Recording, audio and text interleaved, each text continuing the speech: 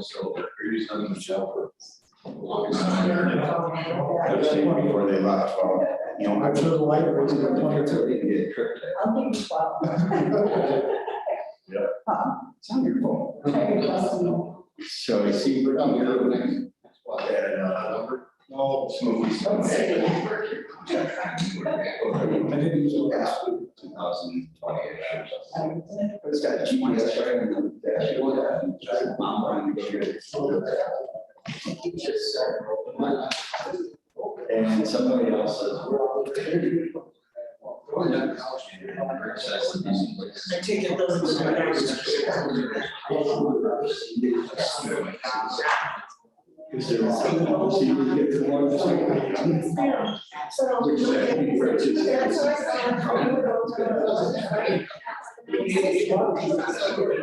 I don't know how,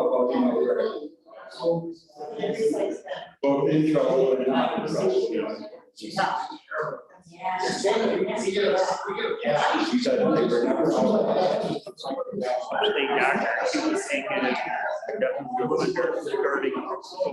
Ceiling.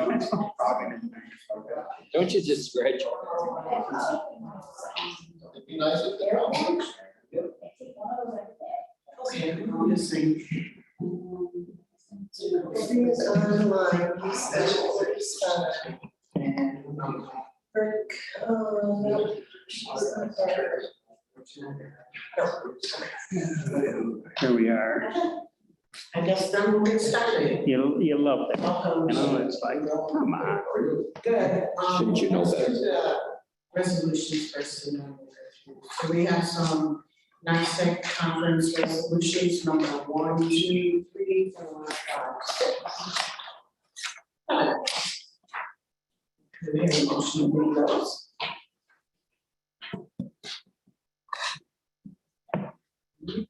I'll move. Anybody want to move them? I'll move. Thank you, Mr. Burke.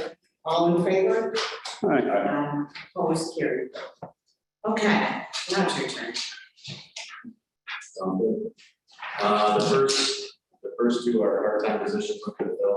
The first one to create one of our part-time dispatch positions at Sunset.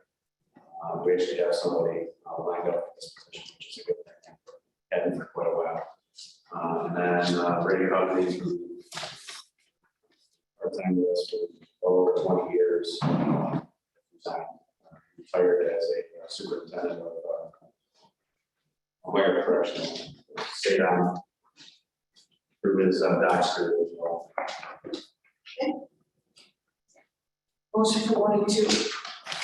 Mr. Granger, all in favor? Aye. Opposed, carried. Number 3, operational updates. We had another deputy here, I think last month.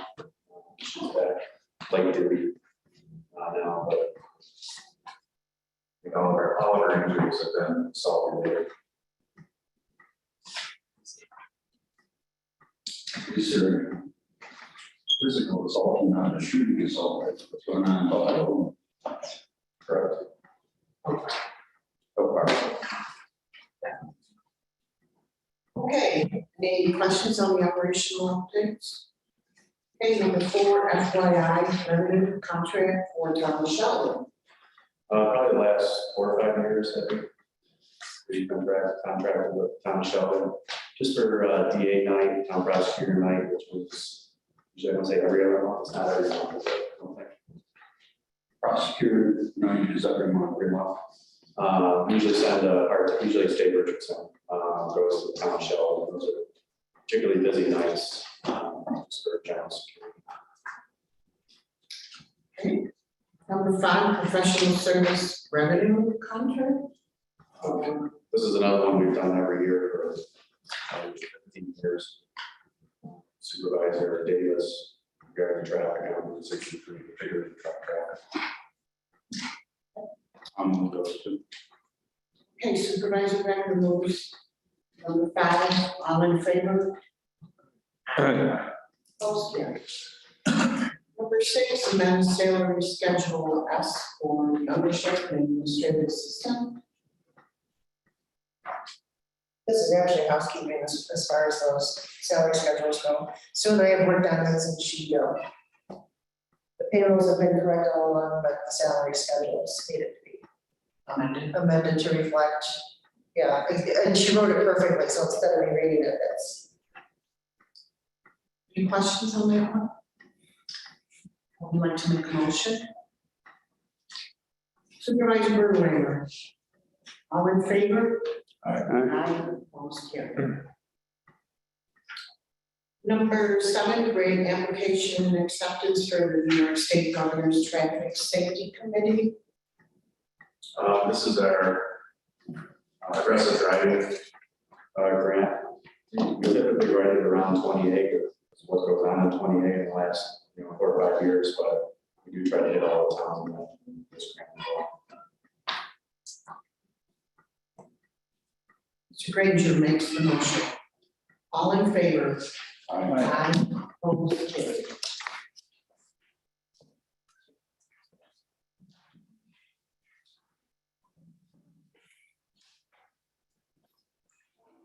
Okay. Number 8, discussion on the government center security draft policy.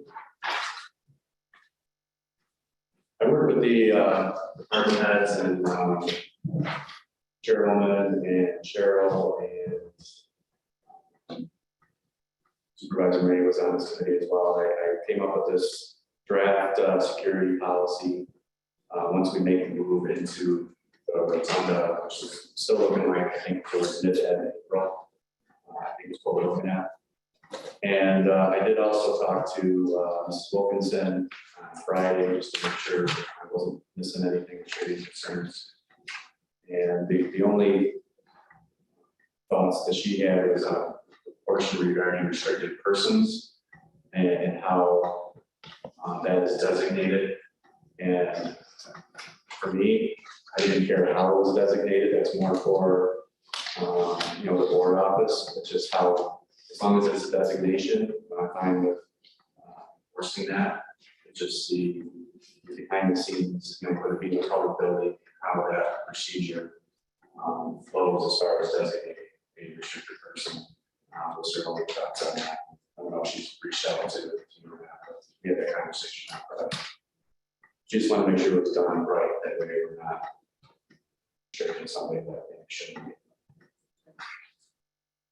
And the other pinch point in this, and brought this up I think last month, is if somebody is not going to sign into the iPad or if the iPad's not available, not sign in on a log, that we are going to deny entry. I just want to make sure everybody's aware of that, everybody's supportive of that, because probably not going to happen at the end of the day. I don't want to get into a support incident and we're not backed up. So just want to make sure everybody's aware.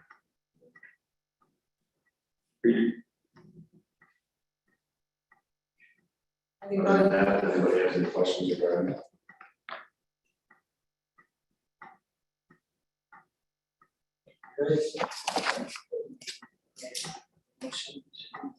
Can we treat it like one of the sheriff's SOPs? Sorry, I didn't. She said we treat it as one of your SOPs. I'm good as long as the minutes reflect that. You reviewed it. That they reviewed it and realized that we're going to deny entry. That's the biggest. And even so, some notes so I can reach out to Jennifer because I've got some activity that we're part of. We actually want to make sure we do it right. So yeah, we'll talk to her. Right. Yes, we're good on that. So we'll move on to the county jail position fill for correctional officer. Dan Smithly, I was going to the sheriff's office for probably 17, 18 years. He has resigned. He had a medical issue that was likely not going to result in any difficulties. And after the medical incident, that likely would not make it critical to be anyway. So he decided to resign. Okay, so I'm going to make a motion. Mr. Kale, all in favor? Aye. Opposed? Number 10, operational updates. And I really don't have anything I like there other than Johnson County, still sending people, but I see they accepted a bid. Go ahead and give it to them for jail. It's been a long time. I think that was in the line that Bill Sharon started 45 years ago. They were talking about the jail. It's been a long time. We paid a bill last month to them for something. We had somebody there, I don't remember the reason why. We couldn't house them here for some reason, I don't remember what it was. No, I just remember seeing that in the bills. Yep. Thought that was. Doesn't happen very often, but once in a while, we get a title. Okay, any other questions on the operational updates? I got one question.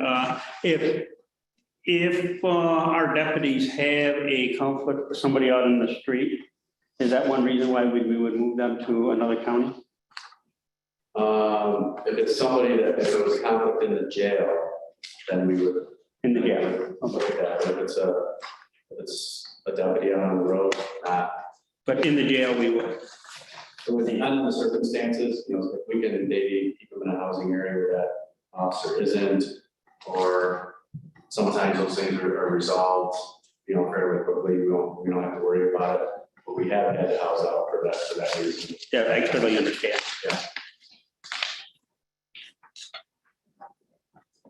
Okay, we'll move on to number 11, a professional service contract with Genesee County Sheriff for the housing.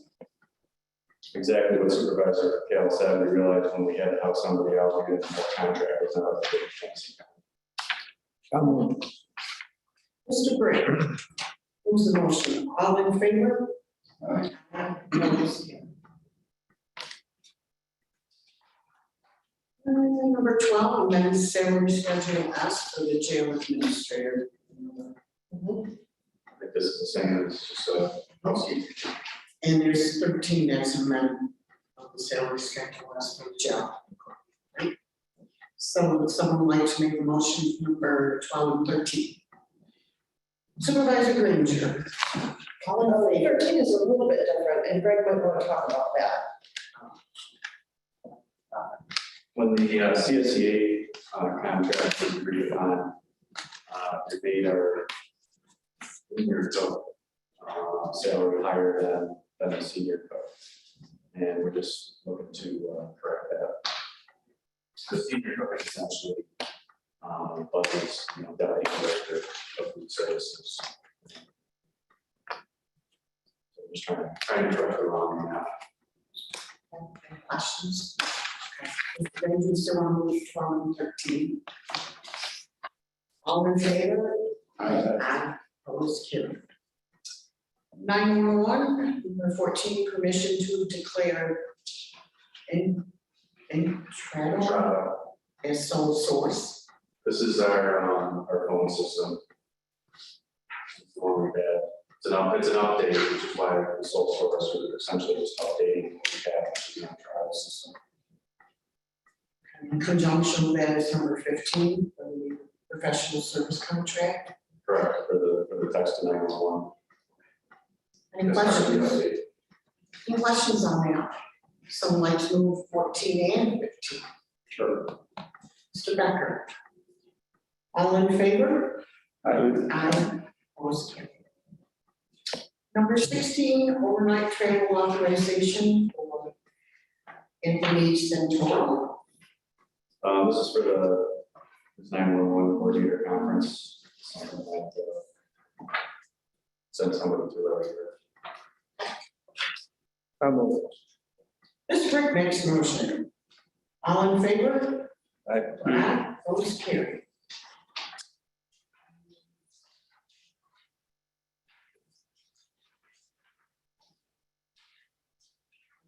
Acclamation for National Telecommuter Week. Essentially, national dispatch. Different operations, they're called something different, but it's essentially a dispatch. Someone like to make a motion for that? Yeah, as Mr. Brick, all in favor? long as I don't have to read the proclamation. Aye. Opposed? Carried. That was cultural. I should have made the motion for this one. Okay. Don't make Louis Hope, I can have however many resolutions I want, but he's not reading them. Okay, and I walk in for permission to bid the installation work for the new mobile communications trailer. Correct, we've already got a communications trailer, order that's coming, I think, June or July. 2,000. And this would be to bid the radio equipment that will ultimately go in the communications trailer. It's just a permission to bid. Sony has the bid just about done. Mr. Burway makes the motion. All in favor? Aye. Opposed, carried. Next, stop DWI with Undersheriff Lynn. Thank you.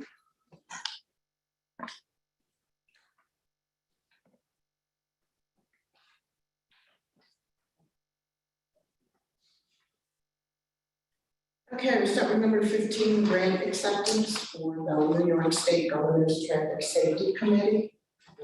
Stop DWI Foundation. We changed the name to High Visibility Engagement Campaign from Crackdown. It's the amount of money they give us per licensed driver in the county. It's $15,000 a year to do enforcement on holidays, and special events that happen during the year. We bring it back down to the sheriff's department. And we'll look for this money. Questions? Okay, someone like to make a motion for this one? Sure. Mr. Becker. All in favor? Aye. Opposed, carried. Number 16, 2021 stop DWI program annual report. Revenue down a little bit, we had 223, so still pretty good with COVID in the middle of that. TWA drugs was 54%, so years in a row we had more WA drugs than alcohol. Money-wise, we're doing pretty good, we still have a decent amount in the bank, a lot of counties in the red. The only notable thing this year was prosecutions for TWAI drugs. We had the most convictions of TWAI drugs in the state. John around the guys and these. Okay, any questions? We had the most in the state for a county. Not the most arrests, we had the most convictions. Okay. Still not. No, I know we get a lot of off of 28. Yeah, Interstate 28 is a good one. But it's a lot of, we have quite a few of the years now, and the guys we do have really well. Will help any of the PDs, will help any of the other guys that aren't familiar with it. No, I know that. The crew we have really works hard.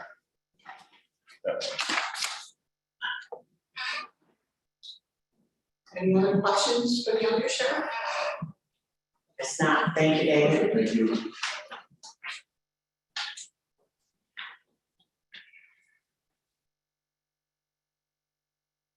Thank you, Brian. Okay, we'll start with number 1 for overnight training authorization for Bill Stryker for the Intelligent Night Vision Officer Conference. It's one of the annual conferences coming up next week. Someone like to make the motion for that? Mr. Ware, all in favor? Aye. Opposed, carried. Number 2, overnight travel authorization for Brian Myers. That's our annual conference. It was scheduled back in February. It was pushed out to May. Questions? Someone like to make the motion? Mr. Granger, all in favor? Aye. Opposed, carried. Number 3, FYI contract for Emily Rolls. That's for our core CME weekend. A few years ago, started doing the core CME weekend. There was So many of us were asking to do that weekend again, so we set that up, and with some different instructors to provide that up in the attic. Questions? Move on to number 4, grant application for the Division of Office of Homeland Security and Emergency Services. So 4 and 5 kind of go together. Right now, there's some eligible funding through hazard mitigation for different projects. One of those projects is for generator replacement, so working with my dad and that, we identified the fire training center, the health department, those 2 that were not part of the ARPA funds that he would like to have replaced at some point, so we thought this was a good opportunity to pursue those. Generators are one of the bigger asks on that, so it's a little hard to get those, but we'll certainly make our case for those. That is 75%, 25% grant, so the grant will cover 75% of that. And how we be responsible for those 25%. So being it's 2 different locations, we just have to apply separately. One to the health department, one to the fire training center. Any questions on that one? Multiple. Supervisor makes the motion. All in favor? Opposed? And operational updates. Should we go traffic study? That's somewhere we had that motor vehicle accident at Shady Road, 70 Eastern Hay Road, they came together, so there's some discussion through here about the traffic studies, so the traffic safety board requested that through the State Department of Transportation. Last week we received correspondence that State DOT and State Police evaluating made feel there's a need at this time to reduce the speed there, so no further actions we have on Shady Road. On EMS, we did receive our national provider ID number, which is what was the billing purposes. So our next step is we have to negotiate insurance company agreements, and establish agreements with the billing agency. That's one of those things we're not really sure how long that's going to take. That's been involved. So working with the health department, they do have an open fellows position, so we are drafting some language there where we can utilize one of those fellows to start to do that work for us. And then we identified a few other things where we can look at.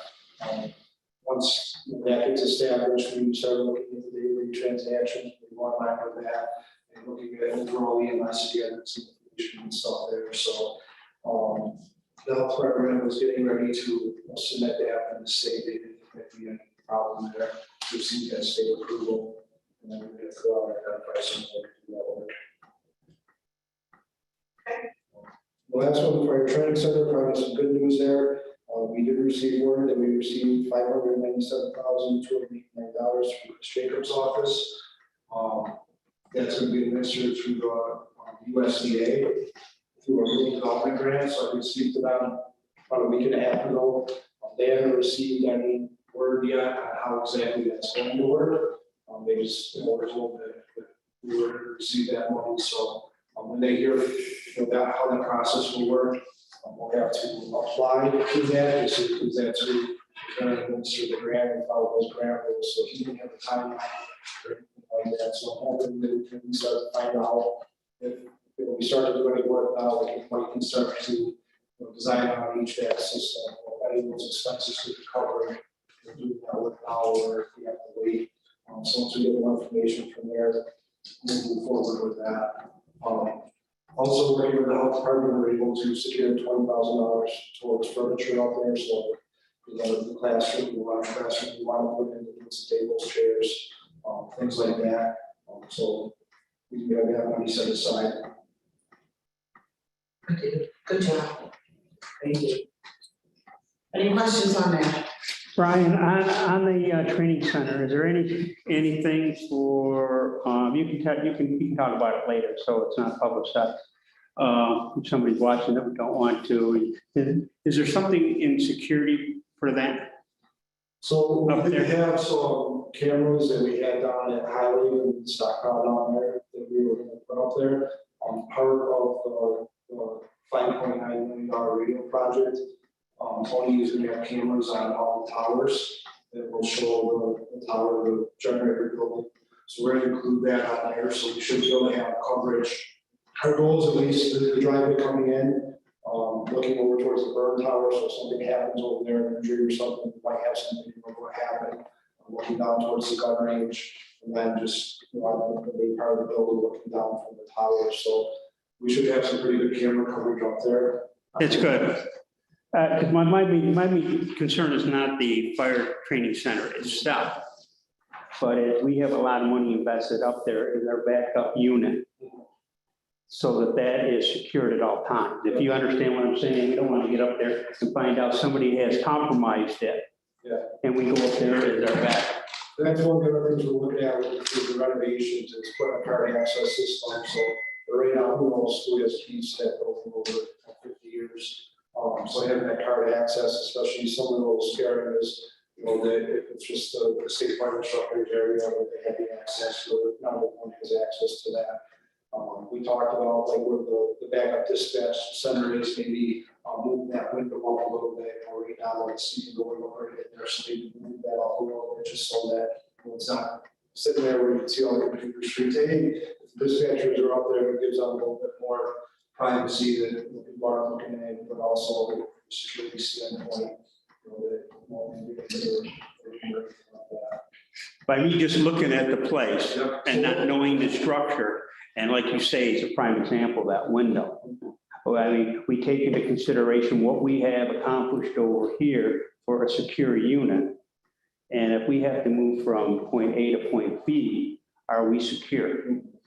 Or can somebody just drive into the building and be in the, Especially if it's like. you kind of, I mean, we're doing it, so I think all that needs to be discussed when we get into that aspect of it. Brian, I talked to folks at NISAC, they said they talked to you, the CGR.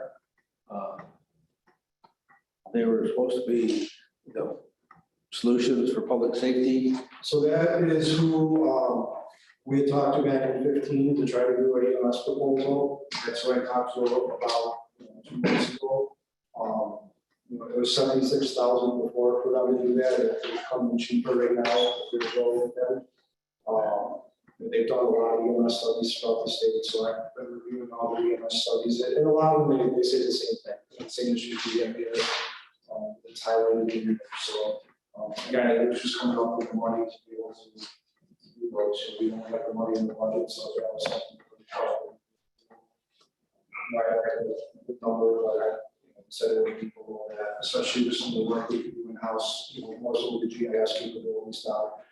Trying to pull out of that information that it was like 8 or 10,000 before they were. There was a session on basically EMS in New York State. I attended down there, and it was one area they used to call the town hall down there. It holds a lot of people, and it was full. That's what I heard. Yeah. I ran quite a while. Yeah, there was there's some talk, and there's talk about where counties could establish some special districts for ambulances. There's a couple bills, one in the Assembly, one in the Senate, whether it gets to the floor and that, to help out with that. And then they talked about, the volunteer firefighter bill. We're the only state that doesn't allow volunteers to charge for EMS. Yeah, and that's come up multiple times. It's been Whether it gets any place or not. Supposedly the governor will sign that and makes it through us, but we'll see if it makes it through the process again. Then there's another one that got on there that the state would help kind of set up a program almost like CHIPS to help municipal EMSs based on your call volume. Whether those flies or not, we don't know. Yeah. It's on the radar anyway. Yes. And again, there is a lot more talk at the state level, unfortunately, it keeps stalled out for certain governors. That's Usually doesn't get out of the committee, that happens. Of the, where volunteers don't charge for EMS services. Any idea what percentage of people that do go in usually make some sort of donation to the fire department? Or they- I have no idea, but, it's. Again, I know when my father was having issues, and certainly made donations to them because they're coming out, so. Yeah, very hard to get some, but, much that is. Yeah, there's no tracking of that. I asked if we created a special district, we still had to get a certificate of need. They said yes. So that is part of that legislation.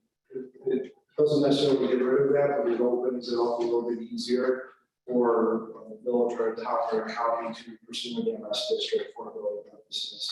Then that cost recovery, right now, the fire department can't bill for EMS services, they have to separate, which is not as easy as it sounds, so that would allow that, so the fire department's good for that as well. But again, that keeps slowing out, so maybe this year passes. We've had a little issue with the changeover to ESO.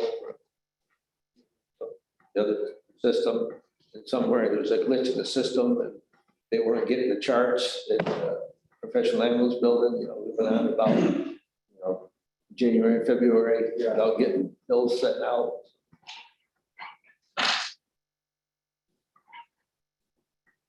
Okay. Any other questions for Brian? And then there's two walk-ins. Okay. First one was just the appropriation for $14,095. That was a sale of vehicles. So we're just looking to put that in the transit lines between whatever we end up doing with that money. And then the next one, just keep out the other day, which is on travel, June 2nd to the 5th to the Tech Rescue Conference for myself. That's covered by the state. It's got some gas tolls and Any questions on this? Can I get a motion for both those walk-ins? Mr. Kale, all in favor? Aye. Opposed, carried. Anything else? just one last thing, last week, the state fire programs held their annual conference. Bill was the first vice president of that association, he was the president of that last week, so we'll serve that for the next 2 years. Any other business for Brian? Okay, thank you.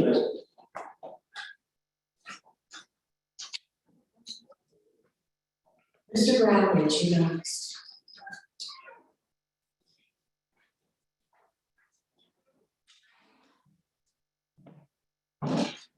Afternoon.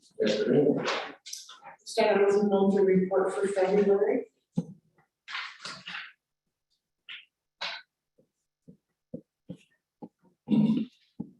So on report for February up to there, see we're pretty close to where we were last year for permits. Kind of rolling and winning so far also. So started rolling now, just then you break it loose, so planning review board is starting to fill up, so we can start seeing some activity here shortly. Any questions? Okay, we'll move on to number 2, Munis income statement. Yep, and then the munis income statement. And then, on page 3, we started out with a approved levy of 509.93 for the year. We did bump up our anticipated revenues for the 2022 season to 146,300. That's our target number. So year to date, we brought in 13,240. That leaves us an available of 133.60 to hit, and our available was left 305.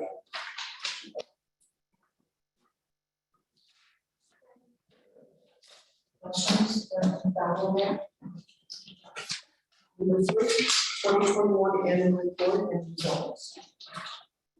And just some of the quick overview on where we ended up with 2021 annual report, just a couple of areas to highlight. In an area, we were able to meet most of all of our goal obligations for 2021. So just continuing on the consolidation efforts. We were able to fill a GIS coordinator, which is great. It's helping out all the departments, not just the line, but many others. And that's worked out very well. And has been extremely busy at it, developing all of our goals and so forth, and helping us to fulfill our remaining obligations, which is our deadline on our to just change this up a little bit. We're talking about some GIS, so to complete our obligations with the zoning enforcement consolidation efforts. Today is our deadline for completion of that project. So today is our final submittals, which she's helped to with Emily at Genesee Finger Lakes to submit and complete all the mapping. Just other mention. And we did finally fill a county planner position over there too, which does help out and alleviate a lot of the duties that my department is also hoping to fulfill on there, which we still are now, but it is what it is. So, and we have a few goals that we're looking to do for 2022. Fill our full-time fire safety inspector position, which we just did fill.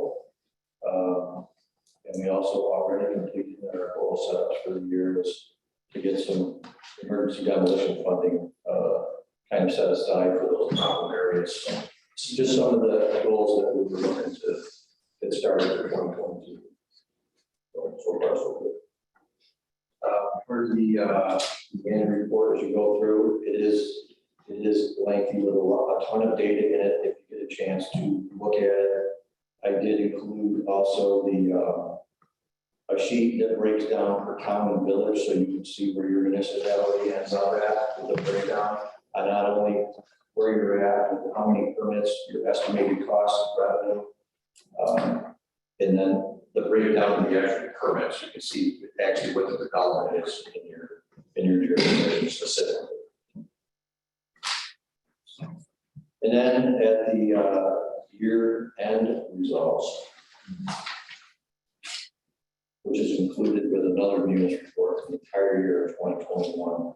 We started off last year with a budget of $413,995. Our target number for revenues was $135,900. We ended up with a revenue of $197,000, which is historically the most we've ever collected in revenue. Wasn't it last year? So we were $61,000 over our anticipated. We were under our total expenditures by $48,000, so that left us under budget by $110,643. So we had a good end year as far as results, as far as expenditures and revenue.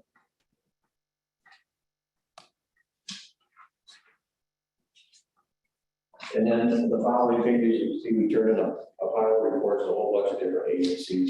I send one to Genesee Finger Lakes every year, we send one to the Department of State every year. That report, US Census, and everybody wants data done differently. So it takes a little while to put all that stuff together, but we do it every year for all those different agencies that request it. So there's some of that for last year. Questions on that? I have a question regarding Village of Perry. We cleaned the county highway, went and cleaned up property for them. You know, took the excavator over, billed them $2,000. Village of Perry is asking for that money back. Because why? So as you probably all know, there was a court decision around Court versus Monroe back in 2000 that enables a municipality to re-levy money against the county, and the county is going to end up having to pay back. So the court decision was done in 2000. It involves a number of things, such as maintenance, demolitions, mowing, things like that. I don't know what we are going to do to stop that. That's beyond my realm of do's and don'ts, but if the municipality is filing for it correctly, I don't. I'll probably not pay it. That's fine. Well, They included the demolition cost. So our county highway went and helped do that. The highway billed them. The village paid paid highway. the highway, and now they're re-levying what's owed against it on demolition. To my knowledge, the Village of Perry is asking for the full 12 grand they got invested into it because it's going to go up for auction. Correct.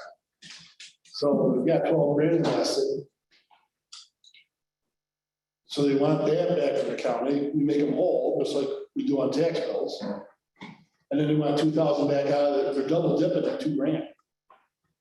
on the highway. Yeah, I haven't seen what they're actually filing or how they're doing it. They just, the municipalities are aware of that court decision now, so that's why you're seeing that come through. And they're probably the first ones to do it. Well, I knew they would be. Yeah. And that's why I totally disagree with this. They're gonna sit there and try and manipulate us and sneaking money out from the county. I They come home already, and there's asking for $2,000 on top of it. I don't know who's in charge of this, but we gotta get big involved with this, and why Perry's gonna be the problem child on this whole thing, because they're gonna ask for everything, just like they have in the past. I mean, I had to talk to Sarah about it. Sarah called me, she got a call from the village wants to know why they haven't been paid yet. I don't know the answer to that because I don't know who's submitting what to get paid for everybody. That's not my department, but I know that they had finally talked with Sarah and Sarah had some communication with the village about it. And I'm sure what the end result is going to be. Was that the burned house on St. Lena Street? And how about the one in Travers Place there? That one too? Yeah. That was the two properties. Two properties.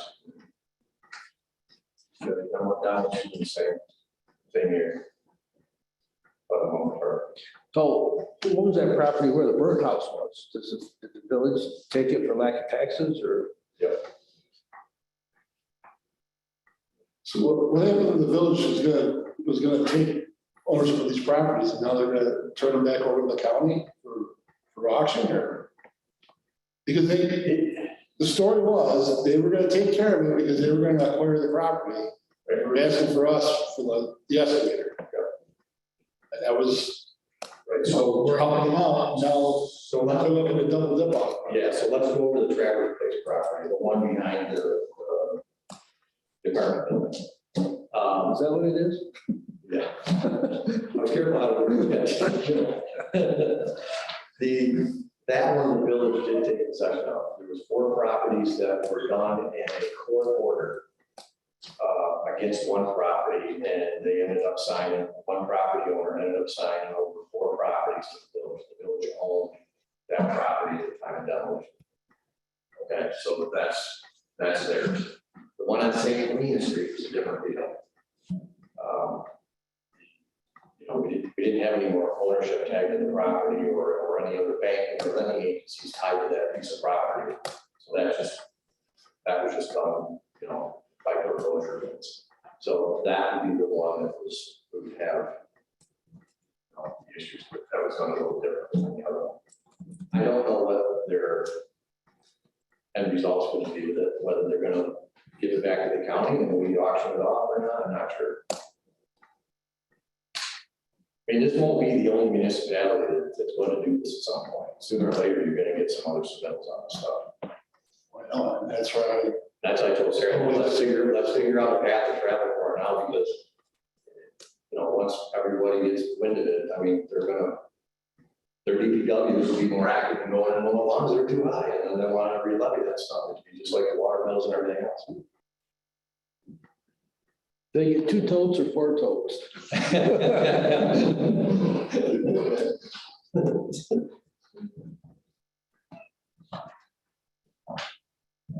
I don't have all your answers for that one, Brian. It's not my department to handle it all over call for some of the conversations.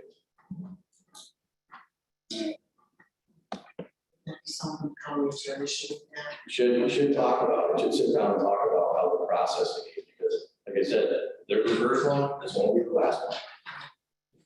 There's other municipalities out there that have property maintenance on back. The problem is that when you do collections on this stuff, if they have a way to get paid back, they're going to try, right? Your town would, right? Anybody's town will try if you can.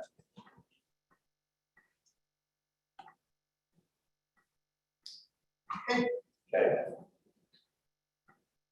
Any other questions for Don?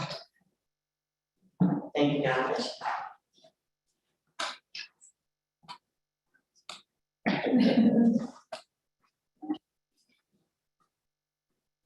Captain John, how are you? Good, very nice. See you in a while. Okay, we'll start with number one, professional service contract for Alderman LLC. That is our software program that, share the state basically bought into that, so that's our section. Someone. Supervisor Granger makes a motion. All in favor? Aye. Opposed, carried. Number two, discussion. We are in need of a copier. Ours was bought in 2014, and we use it, like everyone uses it, it's our scanner, our fax, our copier. So ours is breaking down. Which the quote I put on there is 28.62. Mr. Burke makes the motion to have copier. All in favor? Aye. Opposed, carried. And then the grant application is for our alternative to incarceration programs, community service, pretrial, day. Any questions on that one? Somebody like to make a motion? Mr. Becker makes the motion. All in favor? Aye. Opposed, carried. Number four, overnight travel authorization. That's for our summer conference, which we haven't had the last 2 years. Used to be up in the classic, but not this year, it's at Niagara Falls. Most of that is paid for. There'll be like maybe 1 dinner or 2 dinners and the car. Motion. Mr. Kell makes the motion. All in favor? Opposed, carried. That's it. Nice seeing you, Joe. You have cars in your department? We have one. Well, actually, the DA has it because it's on season assets or something, so we use it, so, yeah. Good day. You too. Mr. Ahmed, first. John, you want to see the list I got, I'll take the rest of everybody's. We don't have any cars. But you mentioned the cars, I don't know if they had, we don't have a car specifically, evidently they do that. Welcome. Hi, everybody. What's up? Well, that time you don't normal, so. So, Number one, amend salary schedule G. There's a whole bunch. essentially, these are the yearly distributions from the 12. What happens is every 2 years, one disappears and then pick it up. So, number 12 will be replacing number 9, which is now finishing up. So it's not necessarily increases in salaries, it's just maintaining the stipends from prior distribution. You want to know who's who on the list? Good, we'll keep it anonymous. Any questions on that one? How come you get the most? Because I'm older Okay. than the two of them combined. You got a badge part. Mr. Brick, do you like to make a motion on this one? Yeah, I like it. Okay. All in When you go favor? to New York. Aye. Opposed, carried. Number two, overnight travel authorization. Yeah, I'm not going to Niagara Falls, I'm going to New York, see what it's like. I hear it's dangerous. You can't walk out without getting bugged. I don't believe it, so I have to test it out. It's like job security for you, isn't it? Danger, yeah, but you don't want to be the victim and have a special offender out there. But this particular meeting is interesting. This is the Chief Judge's Task Force that I'm on, both as an advisory member and also representing New York State Bar. And it's put together by the Chief Judge of the Court of Appeals, Janet DeFiore. I've been on it for about 3 years. And it is composed of some of the more interesting people in my profession that I know from all around the state. I'm one of them. Anytime they start talking about rural America, they all look at me. I don't know why. But 90% of them are from New York and big suburbs surrounding New York. So I'm the key person to let them know what life is like in the country. I remember what it was like, by the way, in case you were wondering. It's also quite influential in all the things that you see going on the front page. Is that right now we're looking at jury selection and things that are a little bit different up here. In the rest of the state, the question is using challenges to exclude people of minority races, when you have minority defendants, and whether that's constitutional or not. Up here, obviously, I've probably seen maybe 2,500 potential jurors in Wyoming County, and I think the only person of color was a Filipino war bride in all of those. But still, we have a significant percentage of our clients are from the prison system, and so we have minority defendants often. So racial bias and stuff does become an issue in jury selection, and we've been pretty successful at it. I keep telling them that I would rather have a Wyoming County jury than a Brooklyn jury if I'm representing a black or a brown person, because Wyoming County jurors will bend over backwards to make sure that their prejudice don't overtake the evidence they're looking at. They believe in that flag, and they don't think they're smarter than the law sometimes. And anyway, we get fairer trials with all white jurors with black and brown defendants that I think they are experiencing downstate.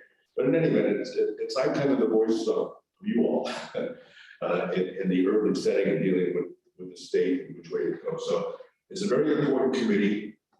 It's a one-night thing, but I'll tell you, the best part about it is it's at one of the larger law firms in New York, and they serve the best breakfast in town. And it's free. So that's my trip to New York. Any questions for Norm on that? I'll bring you back a copy of the statute of limitations, a souvenir. Norm, I just have one question for you. Yeah.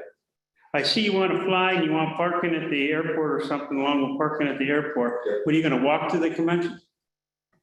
No, you see, what happens is you get off at the airport, then you take a cab, which is $50. And then you, so yeah, all of that is going to be included in it. Some of it might be reimbursable because it's paid for in part by the state. So I'll try and get some of it back, but that's $700. Sometimes I pick up the stuff, it doesn't matter. I mean, it's, I don't walk from any place, it's dangerous. I'm just kidding. I know. You were talking about dangerous in New York City was. I don't even walk to my car anymore. Run around, I'm getting one of those Teslas that come to you, So Norm, is this by May 5th to the 6th, or is it May 6th to the 7th? Is it one night and overnight? Which, I believe it's the night before they're going, so I think it's May 6th a Thursday. Friday? I'm not sure which it is, I'll check. Okay. Sure, I'll let you know. I know it's probably Friday morning and it's probably Thursday night stay over. Thursday is the 5th. Right. So that's what I believe it is. That's all I have unless, I guess we have to vote on this, right? I would suggest you say 4th to the 8th. We'll cover The 4th from the 8th. over there. Well, you never know. I'm good with the 5th through the 6th. Tell us the night of the 4th, then you got. No, it's an in and out, yeah. I think if what I'm looking at is, what I think it is the 5th and the 6th. That's in the material. Yeah, it's kind of buried in there, but it looks like you're there. Yeah, that's for the 5th, right? Yep. Okay. So it's the night of that. Okay, someone want to make the motion to let Norm go to New York?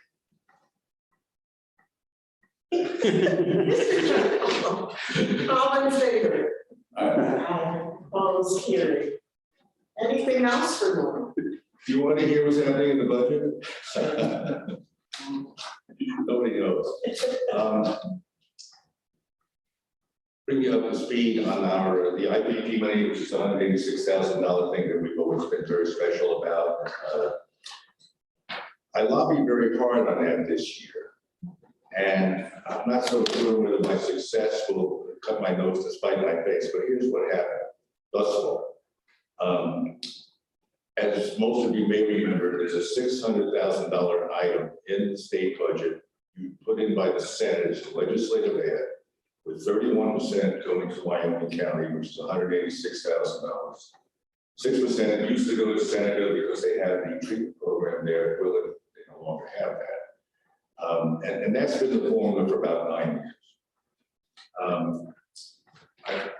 There was a lot of people interested in parole, whether it's just new lessons, more stuff, or whatever. So parole had more traction this year. And I convinced them that this was a program that in 1985 was 1.3 million, and in 1996, just before Governor Pataki took over, it was 1.7 million. So it was not in the governor's budget as usual, but two things appear in the one House Senate bill. And one of them sets aside $1,370,000 for the IPP program, but it doesn't delineate as to how it's going to be distributed. It leaves it up to some committee to figure out what the proportion should be as to what each county gets. But then besides the 1.3, almost 1.4, there's another allocation of 1.4 million that combines the indigent parolee program along with civil or criminal legal services and legal services for survivors of domestic violence or veterans. So it's in a pot. We don't know how that pot is split up. Again, that's only the Senate, and nobody knows what's happening. You know, I have my ear to the tracks on what's going on with the budget. My guess is sometime next week, maybe on Sunday, but it looks like the money is there. It's always been there, and it's considerably more than it ever was, but we don't have the dedicated amount to us, so it's going to take some more work. That's the update. Thank you, everybody. Thank you. I have to go to New York tomorrow for something else. Thank you. I'll say to you. Nothing spectacular. Oh, you want the thing on the front lawn, right? Yes. Okay. I will do that. So one of the two, is to kind of go together. For sexual assault awareness, awareness month. Sandwich board. 1,163 flags. First representative. What's that number represent as? Represents 73 seconds. Somebody sexually assaulted.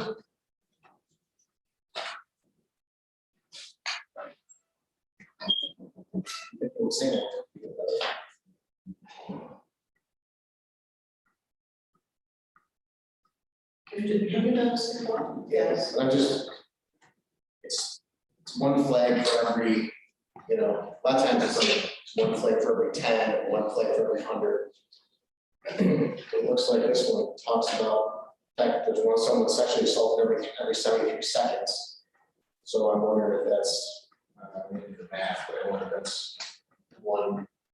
So it like, is the number of assaults in Wyoming County or anything like that? No, that's national. Yeah, I don't have numbers for, I can tell you that in the last, it seems like 2 to 3 years, the cases that go to trial here, just had one. The guy was found not guilty, but it was a case, you know. It's either child sexual assault or this would have to be an adult sexual assault case. So they are the ones that that are the most difficult. You just have to fight. Okay, would someone like to make a motion for Mr. Jean to put the flags in the sandwich board out? Mr. Burmeister, all in favor? Opposed, carried. Yes. Number 3, I don't know what happened I'm sure there was a discussion in human resources about W9. I put W9, it's actually W4. It says every 4. I know, I said W4.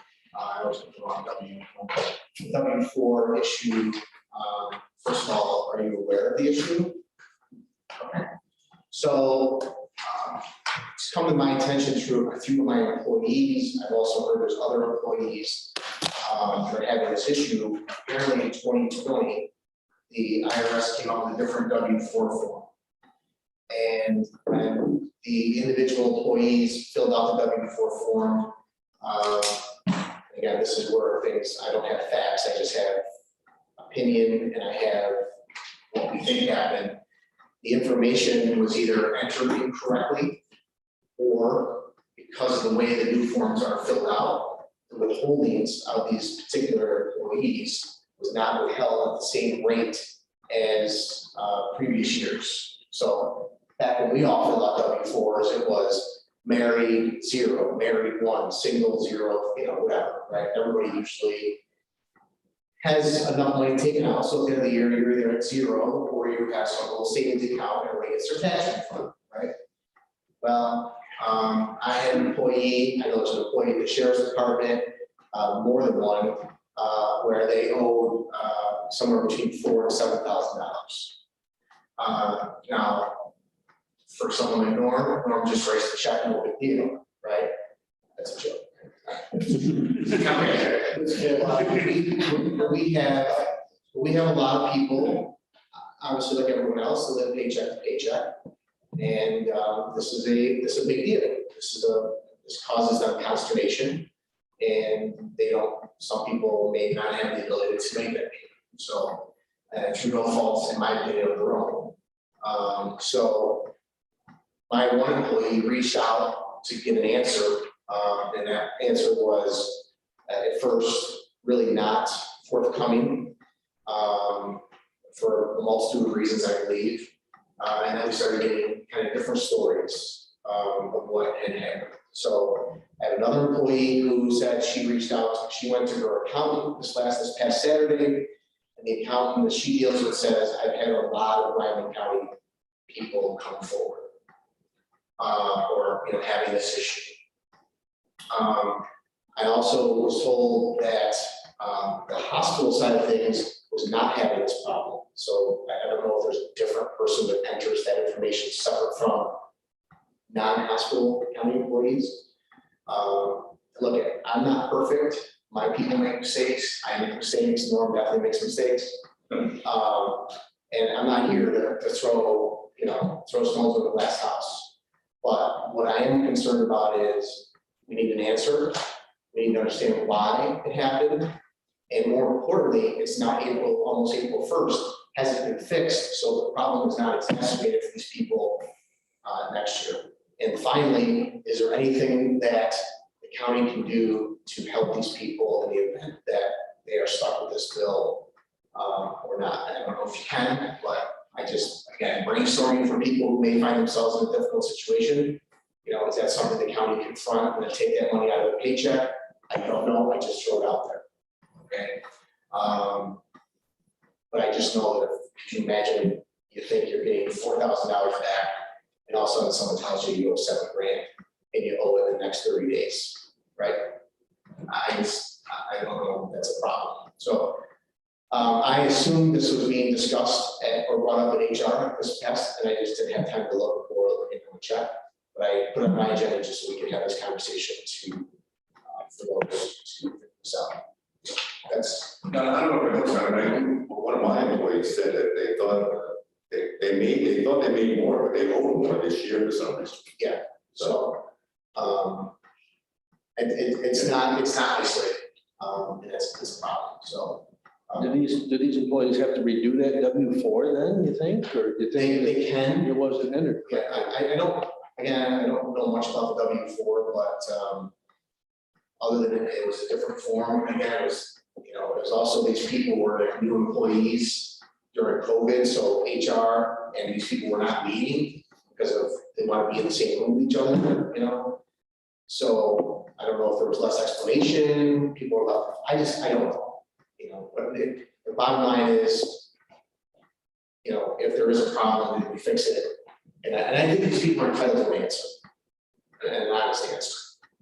If someone messed up, then you messed up and you own it, and you say, this is what we're doing to fix it, and we apologize, and this is what we're gonna try to make it better, right? That's what they're entitled to, in my opinion. If I make a mistake, I own it, and then I try to fix it. That's how I operate. Have your people, talk to HR to see if they should be able to pull their paperwork and see what they requested on their form? They should be able to pull that. They did that. I mean, I know the one did initially, but initially it took, I would say over a week, 2 weeks to get an answer. Yeah. Okay, and that's, I don't know why, I know there at one point there was somebody who was in charge of that, was on vacation, so that's legitimate, the other one wanted a copy of the W-4 so they could take it to their accountant. And it took multiple requests to get that document, and the person was a little frustrated with that. Just pass it along, I'm not trying to pile on, just, these are things that I'm being told, and I think if you're my own committee, you should be aware of, that's all. I think one way that can happen, majority of people have their checks directly deposited, so they probably don't look at it very close, Yeah. So for me in particular, mine stays similar, so I would notice, right? However, there's one particular individual at the sheriff's department, and had nothing to do with W-4, they just put the wrong, it was a person who had the same last name as somebody else, and it was input wrong. That person owed $7,000, okay, so that's just a mistake. But that person wasn't aware of it, because that person was not overtime. Right, so his check is different every single 2 weeks, so that's understandable, you can notice, right? But you're right, there are people who just keep a ledger. Yeah. Money in, money out. Even if they look at their paychecks, so they probably wouldn't realize how much was found. Well, you wouldn't know, No. unless you do those things, you wouldn't know what the tax rate Exactly. Yes. was. Yeah, people are just gonna know. They just know that it's. You would just know how to change that one And time. again, these people aren't out money either, they don't wanna, they Not got the money, they how just, to pay. but I just, again, When you're 18, you lose FICA. right. These people are employees, they're our family, we spend more time with them, and I feel bad for someone, that's all, so. That's why I felt I should say something. So there you have it. Last thing I just want to add on, is we had a case, and I like to highlight that people do things, way over the top, and kind of brings a positive result. Sergeant Reagan, did one of his stops, normal stops. He came across an individual, he found a large sum of money, I think it was like 30 grand in the car. And he just knew something was off, he just couldn't put his finger on it. He uncovered, this is unbelievable what happened on 28 in the last 2 years. He uncovered a case where these individuals were buying diabetes medicine, right? And transporting them down 28, down to another state. And these, when they were reselling these diabetes medicines. So they might be buying it from people who are on Medicaid or Medicare, and people don't use them or whatever. It's a black market basically for diabetes medicine, which is against the law. You're not supposed to take prescription medicines and do that. And he uncovered this operation and by getting subpoenas and by just going the extra mile. Like, I don't think there's probably less than 1% of the deputy sheriff taking that approach and going over the top and running this out. A lot of people just like, I don't know what this is, it's something, but I don't know what it is. And that would be the end of it. And what ended up happening, we ended up, for the people in the car, they had this company, so they ended up pleading guilty to something, selling prescription medications illegally. Well, then we charged the company, and the company got charged, and through that charge, the company forfeited the money, and the money gets then, cut up to the sheriff's department, to my office for substance abuse, like the forfeiture laws require. And that's not, that's the great benefit of it, because without that effort, that wouldn't have happened. But I just was amazed. He had a frequent binder full of information. I'm telling you, it was a full-blown investigation. And he's not an investigator, he's a sergeant on growth. So to me, I thought that it's good work. And this particular individual, as well as all of our drug recognition experts, I can't tell you how amazing they are when they testify, how much knowledge they have in driving all the drug cases. I mean, per capita, we have had one of the best DRE programs in the state, bar none. And Sergeant Randall leads that group. So anyway, it's not the Sergeant Randall show, but it just happens to be two things. Good police work. Great police work. And yesterday we had an individual who was wanted, was a mom, she had a 5-year-old daughter, she was in our treatment program, and she just basically stopped, talking, she disappeared basically. And Judge and I, in probation, we got to find this woman because we got a 5-year-old involved. And one email, and 3 hours later, sheriff's department was on it, got her in custody. So, and even the state police were willing to help out. They responded, they were ready to go. So it's just good teamwork. I know the world sees it, probably hates it because it's incompetent and it's just harder. Things are, a lot of positive things going on. So. The other day, there was an arrest in the town of Perry, they got $60,000, and I asked the undersheriff if he was gonna share that with me, he said no. Yeah. I'm tired from the amount of money that's, I mean, these are people just pulling people over for there's no concerted effort. So if you're finding them randomly, what is actually being transported down this road is. And you may find more when they got those license plate readers up and running and working 28. It can be exponential. That's something that's gonna be on the road, not on the car. It's on the car, I'm saying when they're sitting radar or they're driving up and down, these things are reading license plates as fast as they can read them. And as soon as someone has like a registration that's overdue, insurance is expired, so they use them down in arcade and it's All the it's a time. lot. Very easy. So Too simple. with that, I have to go back to court. Okay, thank you. Thank you very much. Have a great evening. Have a good day. That's why I take Oh, I say Uber. I'm not on the committee. Who's gonna follow up with this?